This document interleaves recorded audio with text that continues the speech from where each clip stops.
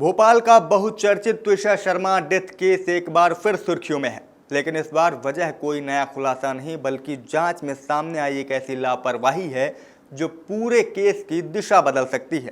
त्विषा Sharma case में एक ऐसी चूक जिसने अब पुलिस की कार्रवाई पर सवाल खड़े कर दिए हैं। क्या भोपाल के चर्चित त्विषा शर्मा मौत मामले में ऐसा सबूत गायब कर दिया गया जिससे पूरा केस ही पलट सकता है? और अगर ऐसा हुआ तो सास गिरिबाला और पति समर्थ इस मामले में बरी हो सकते हैं। पूरा घटनाक्रम आपको विस्तार से बताते हैं। नमस्कार, अमर उजाला देख रहे हैं आप। मैं हूं आपके साथ शिवम द्विवेदी। भोपाल के बहुचर्चित त्विषा शर्मा केस में एक के बाद एक सनसनीखेज खुलासे हो रहे हैं, लेकिन इस बार जो सच सामने आया है उससे इस पूरे केस की दिशा ही बदल सकती है। सूत्रों की माने तो त्विषा की मौत के बाद जिस फंदे को सबसे अहम सबूत माना जा रहा था उसे पोस्टमार्टम करने वाले डॉक्टर्स को दिखाया ही नहीं गया। इतना ही नहीं, जिस लिगेचर यानी फंदे को घटनास्थल से जब्त किया गया उसकी जांच और रिकॉर्डिंग को लेकर भी गंभीर सवाल उठ रहे हैं। अब सवाल सिर्फ ये नहीं कि त्विषा की मौत कैसे हुई, सवाल ये भी है कि क्या इस केस के सबसे महत्वपूर्ण सबूत के साथ भी बड़ी चूक हुई है। दरअसल 12 मई 2026 का दिन था। उस दिन भोपाल के एक प्रतिष्ठित परिवार में अचानक हड़कंप मच जाता है।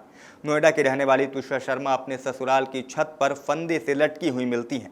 उन्हें तत्काल एम्स भोपाल ले जाया जाता है, लेकिन डॉक्टर मृत घोषित कर देते हैं। शुरुआत में इसे आत्महत्या बताया गया, लेकिन त्विषा के परिवार ने पहले दिन से ही मौत को संदिग्ध बताया था। परिवार का आरोप था कि कई सवालों के जवाब दिए ही नहीं जा रहे हैं और जांच सही दिशा में नहीं बढ़ रही है। अब इसी मामले में एक नया और बेहद गंभीर खुलासा सामने आया है। सूत्रों की माने तो पहले पोस्टमार्टम के दौरान भोपाल एम्स के डॉक्टर्स को वो फंदा ही उपलब्ध नहीं कराया गया जिसे त्विषा के फांसी लगाने की बात कही जा रही थी। यानी जिस वस्तु के आधार पर मौत के कारणों की पुष्टि हो सकती थी वो डॉक्टर्स के सामने लाई ही नहीं गई। यहीं से अब इस मामले में सवाल उठने शुरू हो गए हैं। सबसे बड़ा सवाल यह है कि अगर फंदा मौजूद था तो डॉक्टर्स को क्यों नहीं दिया गया, और अगर जब्त किया गया तो उसका रिकॉर्ड कहाँ है, और अगर रिकॉर्ड नहीं है तो फिर उस अहम सबूत के साथ हुआ क्या। यही वो सवाल है जिसने अब इस पूरे केस को नए मोड़ पर लाकर खड़ा कर दिया है, क्योंकि कानून के जानकार मानते हैं कि कई बार एक छोटी सी प्रक्रिया संबंधी गलती भी अदालत में बड़े असर डाल सकती है।